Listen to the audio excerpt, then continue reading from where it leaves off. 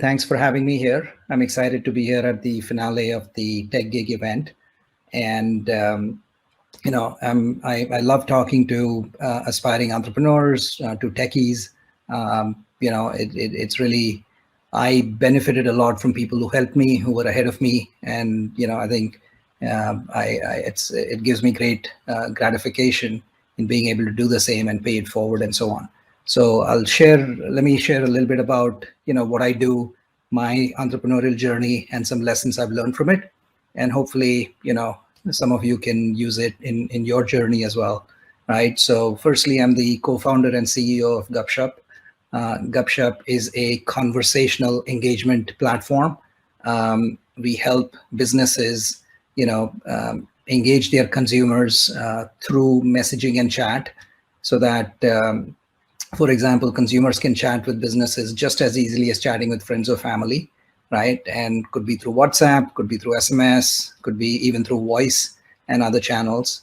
And it's driving a huge transformation in how businesses, interact with consumers. Anyway, so I've been, my entrepreneurial journey runs across primarily two companies that I founded. The first one was called Elance, now called Upwork, which is a public company already.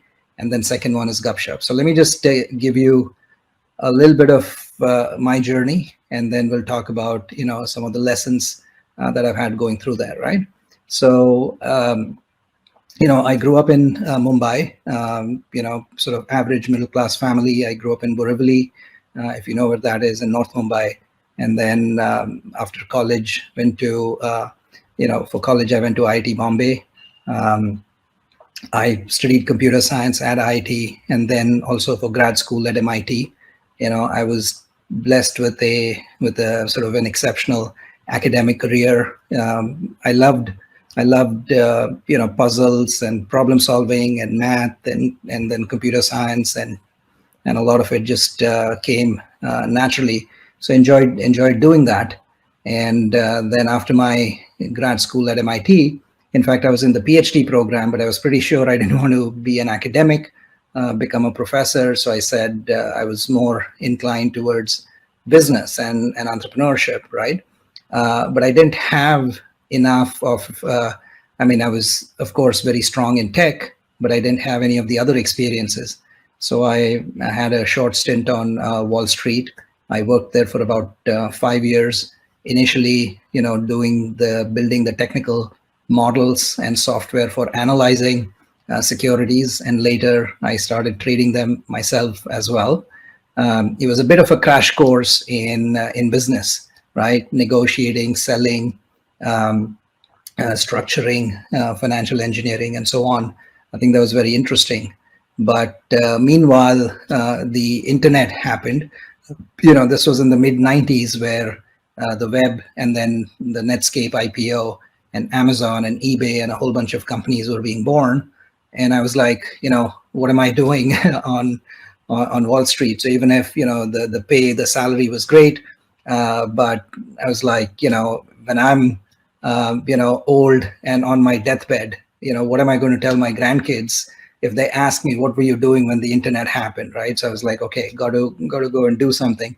No, jokes apart, I was always, I wanted to get back to the intersection of technology and business, right? Because I think tech is a powerful driver for building innovative new businesses and so on. So anyway, at that point, I started Elance, which pioneered online freelancing and the gig economy. Think about it, right? Just I'd barely gotten my green card, had very little money, and had no or very little management experience. But I used, a lot of IIT alumni friends and contacts, and I reached out to about 4 or 5 of them, each of whom brought in another 2 or 3 investors each. Anyway, we got started. We raised an angel round, created a prototype product, then actually did a $12 million round with Kleiner Perkins, another $50 million round. And it was all going great when suddenly sort of the dot-com bubble burst, which created a whole lot of challenges. We had to let some people go.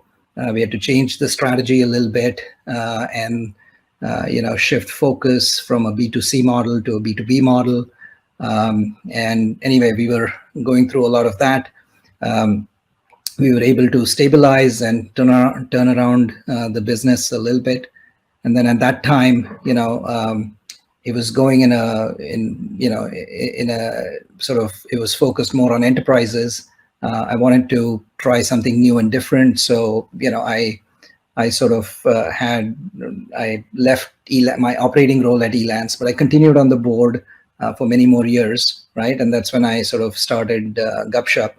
Gupshup again, sort of the key idea was the mobile revolution was happening, and the best way to reach billions of new users was through SMS and messaging. So we, built out a service. Initially, it was a consumer-focused service that didn't, that worked very well, but it was too expensive. So then we had to change it again to enterprise focus, and then had a lot of challenges through that. It was quite a roller coaster ride, but luckily, fortunately, the enterprise business grew steadily, and we saw and anticipated a lot of changes where, traditionally it was all SMS, but then WhatsApp became a powerful new channel for business messaging, right? Not just consumer messaging. So we were prepared for that. We innovated new products and solutions, and then it started growing tremendously. About a year and a half ago, we did a big funding round. We raised about $340 million, and since then we've acquired a few companies, and there's been a lot of growth. So anyway, that's sort of been my entrepreneurial journey in short. But I figured, instead of just giving you the anecdotes, let me try and share some lessons that you can use, in your respective journeys as well. That could be more meaningful and useful, right? So I think, for example, right in the beginning, when I was a techie, probably just like you, but no business experience, right? So as I mentioned, I sought out a different kind of job that was completely outside my comfort zone, right? Went and worked on Wall Street in that case. But whatever it is, if you can, find opportunities to learn and augment the skills that you do not have, right? I think that can be useful. Another challenge I had then was, I had no money of my own, right? As an immigrant in the US, barely been there a few years, but money is not everything. The networks, the relationships that you have can be equally valuable and powerful, right? So in my case, it was people I went to school with, or people who knew me, because ultimately at early stage, nobody's investing in the idea. They're investing in you, right? In the team and the people. And if there's that trust and confidence, then it works, right? So in my case, it was my IITB friends and alums who were then able to bring in their business relationships and so on, right? Another challenge I had is, to build a business requires so many different skills and so much different knowledge. And I had no experience in any of the non-technical fields like legal and accounting and marketing, strategy, sales, support, product, you name it, right?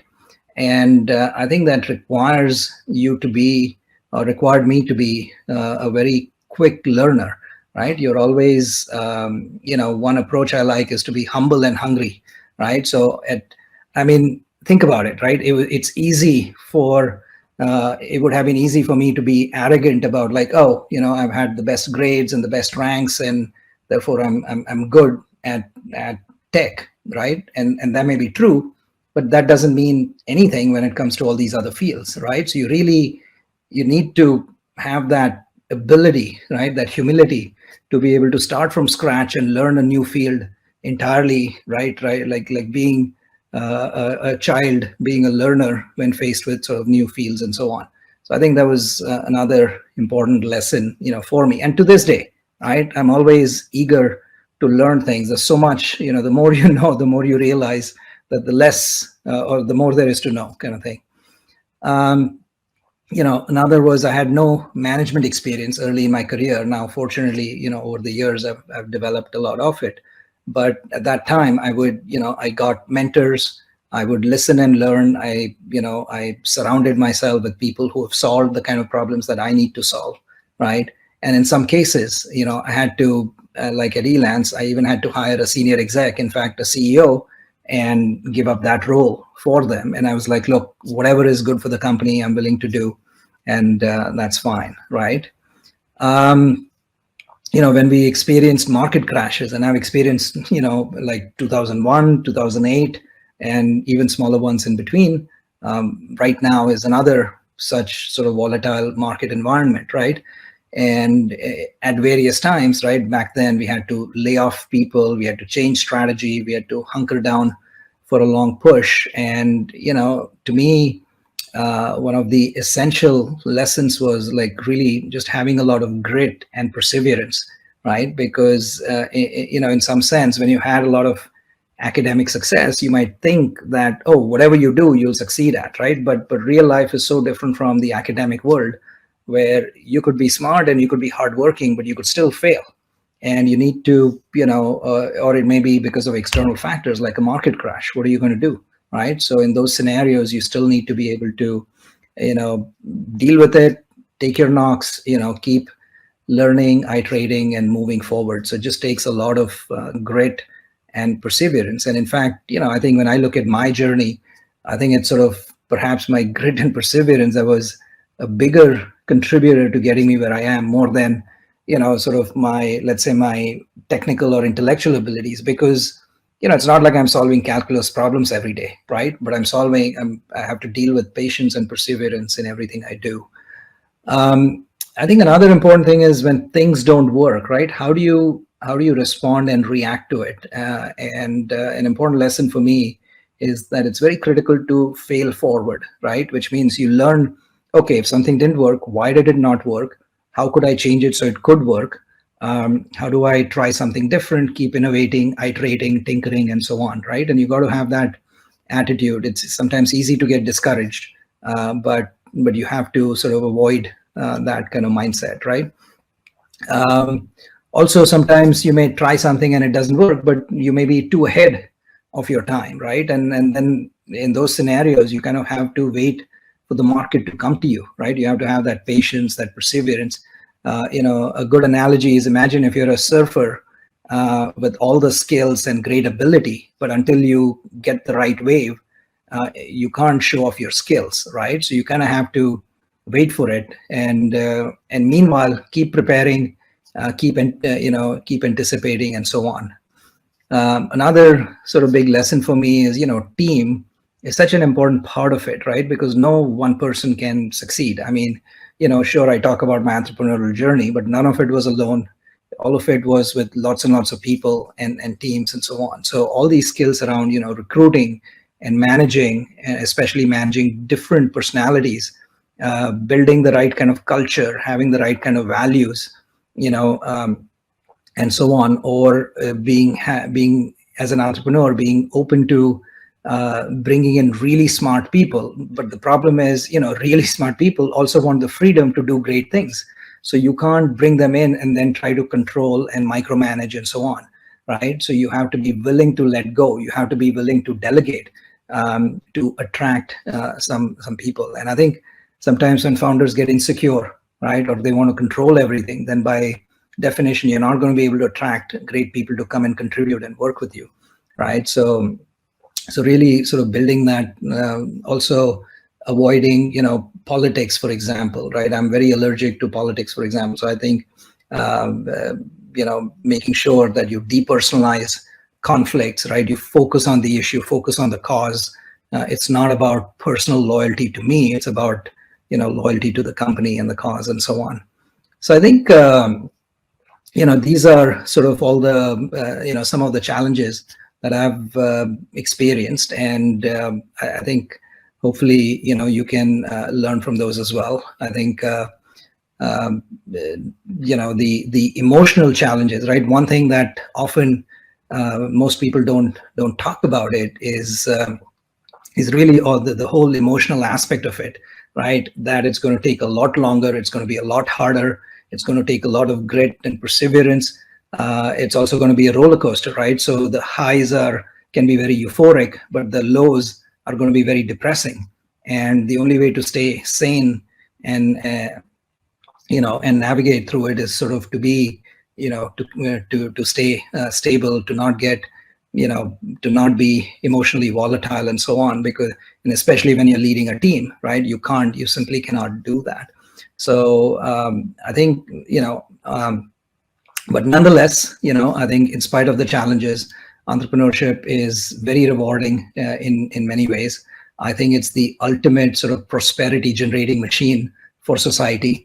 And because it's not just about the companies and the equity value that's created, but it's also about the can-do attitude, the confidence, the ability to find problems and not complain about it, but to go solve them and so on. So I wish that, many of you, all of you, become entrepreneurs.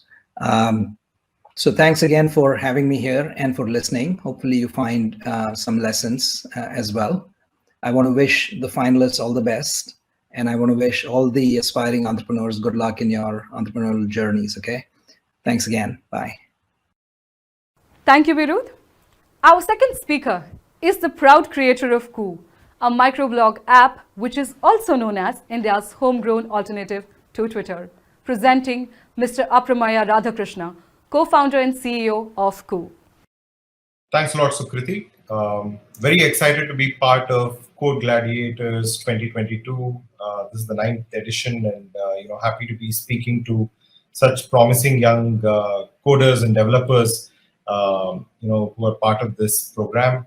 I'm here to talk about Koo and my journey, and I'll start with how development of technology has evolved since the 1980s to now. Right, in the 1980s, we actually were developing technology for other countries. Technology development was outsourced from the West to India. We started learning, and we became very good at it, and we basically were used as resources to develop technology for the West. And that was because most of the devices or the access to internet, access to technology was in the West. And over a period of time, that changed. We stopped, merely developing technology for the West, and we started developing technology for ourselves, for our own market.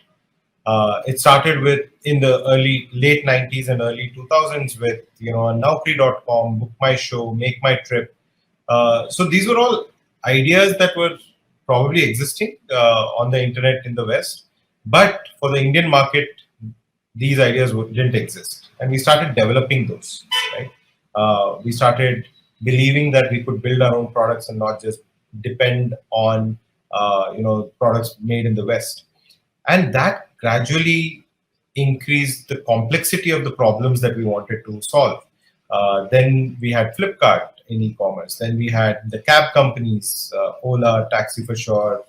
Then of course Uber came into the market from the West. Then we had food delivery apps. We had so many others like Urban Company and everybody else figuring out how to solve everyday problems using technology. These were all basically transactions. And transactions on the internet were being solved first, and none of the social media or content plays were being solved in India because the number of people who had access to devices that were used to access the internet were limited. But all of that changed with Jio, like in 2015-16, when a broader audience started getting access to internet. They got devices that were cheaper, internet that was cheaper. That is when everything changed.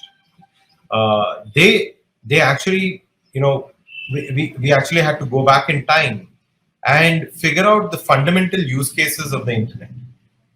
Right, the fundamental use cases of the internet include searching for information, expressing oneself, connecting with other people, communicating with other people. So all of this is something that we had to solve afresh, because broadly we had transaction companies for the English speaking Indians who already were on social and information sites like a Google or Facebook or Twitter. But for language speaking Indians who had just gotten access to the internet, there was no such fundamental use cases of the internet being solved for them. If somebody had to basically get an answer to their question, they wouldn't get it in their language. It was as severe as that. So we actually started off a company called Vocal, which was a question answer app where users could come and use their voice and ask a question, and people from the community would actually come and give an answer to the question in their own language in voice. So this was more human than searching for something with text and then getting a text result, right? So the English behavior of typing in keywords and getting hundreds of links which you will go through, explore, is very different from what the broader Indian was looking for as a solution. The Indians who were speaking language basically wanted to mimic what was happening in the offline world, right? Ask a question with your voice and get back an answer in your voice. So while we were building that, Vocal is a question answer website which basically gets 15 to 20 million monthly active users now. And while we were building that use case, a lot of the people who were answering questions on Vocal asked us why they should only answer questions, and why can't they actually express whatever they had in their mind. That got us thinking.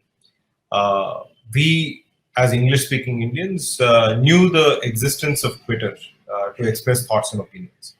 That made us dig deeper. We found out that the numbers that Twitter has in India is extremely small compared to the population. That is broadly because they haven't gone beyond English. And even in the English-speaking world, there are only that many people who felt welcome onto the platform, right? So highly intellectual, very international. 1% of India talking to each other was the use case that they had solved for. But the 95% plus Indians who have thoughts and opinions, but want to express it in their own language, want to be part of daily discussions, whether it's sports, Bollywood, politics, spirituality, poetry, whatever the topic is, they did not have an open space on the internet. Their voices were stuck in WhatsApp groups, which are family and friends. The average user on Facebook is also connected with family and friends, and hence anything expressed there also is limited to friends and family, right? So we said there is a white space. Thoughts and opinions on the broader internet, on the open internet, where anybody can follow you for what you've said, was something that didn't exist. And we built out a very quick prototype in 2 months, launched it in Kannada, and found that there were a lot of takers. There were journalists in Kannada that we introduced Ku to, and their first question was, where are the known folks? Why would people listen to me? Right? So we basically said, you're writing articles every day. Why don't you just take a picture of that and post it here? Maybe somebody beyond your neighborhood, beyond your town, would want to read it somewhere else in Karnataka, and hence enabling you to become famous. Right? So that was received very well by a few journalists who spoke Kannada and wrote in Kannada. And that gave us, our first few customers, our first few creators who basically came onto the platform and started expressing themselves. From there, we grew into Hindi. So we were very focused on local language to begin with. And then something really awesome happened. There was, in 2020, so this is March 2020, at the beginning of the pandemic. And sometime in June, July of 2020, the government of India launched this competition called Atmanirbhar Bharat, app challenge. And we, as a 3-month-old product, we actually participated in it, never expecting to win it, but we eventually won it, being one of the top 3 social media apps, who won that competition. And from there, we came into the limelight. We were viewed as an alternative to Twitter, which was more inclusive, which allowed the English Indian to talk for the very first time in local languages. I had never spoken in Hindi or Kannada on the internet ever before. It was only after we developed Ku that, me as an English Indian was able to, express myself in local language and, reach out to people who spoke that language every day, right? It increased my audience. And we took this use case to a lot of folks, right? A lot of known celebrities who, a cricketer who wants his fans to come to the stadium and cheer for him. It's the local language speaking audience that actually comes and makes the most noise in the cricket stadium. It is the local language speaking person who stands in a queue outside a theater, buys a ticket and goes inside and watches a movie, right? So they saw the potential that, Ku was going to give them. Celebrities and VIPs would be able to, actually talk to people in their own language every day without having to make too much effort. We've made tools to make sure that it is very simple. We've given, language speaking people the ability to find other language speaking people. Our machine learning algorithms basically help us,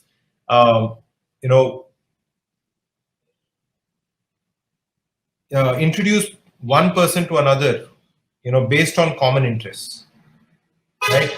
We help people who speak languages and a community to find topics of relevance every day. So our hashtag trends are different in different languages, right? So all of this is what we were able to do with Ku. And, coming into 2021, we basically had, a space where, the government of India and, Twitter wasn't following the local laws, and hence the government of India wanted to use an Atmanirbhar platform, and that's when a lot of top ministers joined our platform, and we again came into limelight. Right, it helped us grow tremendously. We were a 30-member team. The kind of scale we saw, we weren't ready for, but it put us into the limelight. It gave us an idea of what India wanted. And, based on that, we've spent the last 1 year just developing and making sure that we're localized as a product for language and culture. We follow, because we're operating in India, the rules and regulations of India based on the law of land, and we're also decentralizing monetization, unlike global tech.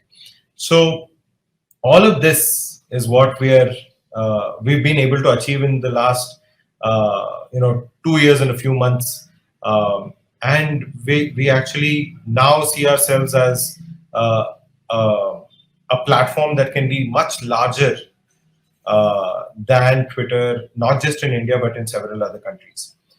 In just 2 years, we've kind of grown to about 30%, 40% of what Twitter's monthly active users are, and we see ourselves beat that number over the next 1.5 years. And it's an exciting journey. Once we prove this in India, there are several countries across the world, Indonesia, countries in Africa, Middle East. All of these countries have local languages and multiple local languages being spoken in each of those regions. And we would like to introduce Ku as an Atmanirbhar social media app for each of those regions. Just like we're Atmanirbhar for India, Ku will be Atmanirbhar for Indonesia, right? And that's what we plan to do. We've got 35 million plus downloads, in the last 2.5 years. We've got some of the biggest personalities, whether it's Virat Kohli, whether it is Shraddha Kapoor, whether it is, some of the biggest ministers of the country, like Mr. Ashwini Vaishnav or Smriti Irani. All of these people are on the platform expressing themselves to the masses of India in their own language. And we hope to create this revolution across the world. And growth, there are two types of growth that we've seen on Ku. One is an emotional growth, because we're a purely Indian app, made in India, making for the world. And second is, all the disruptions that we've done in the world of social media, like decentralizing policy, including more people with languages into microblogging, and of course decentralizing monetization. Right? Some of the skills as an entrepreneur that have helped us, being extremely agile. I think in the last 2.5 years, we must have gotten 100, 200 ideas that we've quickly iterated and figured out whether it works, not works, doesn't work for our kind of a business. And that's what has led us to come this far. And of course, this journey has also had its own challenges. One is, of course, finding a really good talent, because we're up against global tech.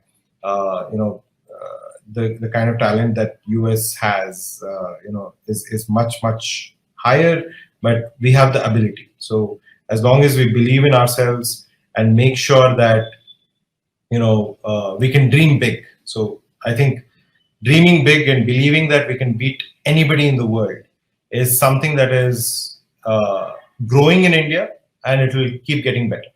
And as long as we do that, I think we have the talent to beat anybody in reality.